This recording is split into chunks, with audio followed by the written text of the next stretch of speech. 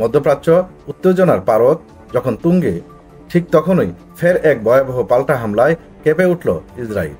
শনিবার মধ্যরাতে রাজধানী তেল আবিব এবং অধিকৃত জেরুজালেম শহরে একের পর এক বিকট বিস্ফোরণে আতঙ্ক ছড়িয়ে পড়ে জনমনে। কয়েক মিনিটের ব্যবধানে দ্বিতীয় দফা বিস্ফোরণের শব্দ শোনা যায়। শহরের আকাশ জুড়ে ছড়িয়ে পড়ে আতঙ্ক। আন্তর্জাতিক সংবাদ সংস্থা রয়টার্স জানিয়েছে, এই হামলার পিছনে রয়েছে ইরান।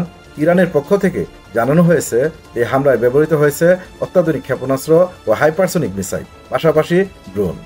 ইরান দাবি করেছে এই হামলা একটি প্রতিশোধমূলক পদক্ষেপ, যা ইসরায়েলের আগের হামলার জবাবে চালানো হয়েছে। এর ঠিক আগেই ইসরায়েল ইরানের রাজধানী তেহরানের গুরুত্বপূর্ণ পাস্তুর এলাকায় হামলার চেষ্টা চালায়। সেই এলাকাতেই বসবাস করেন দেশটির নবনির্বাচিত প্রেসিডেন্ট মাসুদ পেজেশকিয়ান এবং সর্বোচ্চ নেতা আয়াতুল্লাহ আলী খামেনি। এই হামলা প্রতিহত করতে ইরানের বিমান প্রতিরক্ষা বাহিনী সক্রিয় হয়ে ওঠে।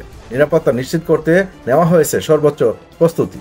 শুক্রবার ভোরে ঘুমন্ত অবস্থায় ইরানের সামরিক ঘাঁটি ও পরমাণু স্থাপনার উপর হঠাৎ হামলা চালায় ইসরায়েল।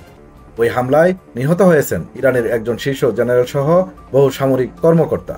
এর পাল্টা জবাব দিতে সময় নেয়নি তেহরান। কয়েক ঘন্টার মধ্যেই শতাধিক ড্রোন ছুড়ে প্রতিশোধ নিতে দেখা যায় ইরানকে। শনিবার মধ্যরাতে আবারও ইরান একাধিক ব্যালিস্টিক ও হাইপারসনিক ক্ষেপণাস্ত্র ছুড়ে আঘাত হানে তেল আবিবে এবং জেরুজালেমের বিভিন্ন স্থানে। তবে ঠিক কতটা ক্ষয়ক্ষতি হয়েছে তা এখনও স্পষ্ট নয়। ইসরায়েলি কর্তৃপক্ষ এই মুহূর্তে ক্ষয়ক্ষতির পরিমাণ যাচাই করছে।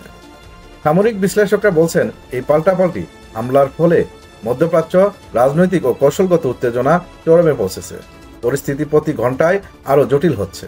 তারা মনে করছেন, এই সংঘাত শুধু ইরান ও ইসরায়েলের মধ্যে সীমাবদ্ধ থাকবে না, বরং গোটা অঞ্চলকে অস্থির করে তুলতে পারে।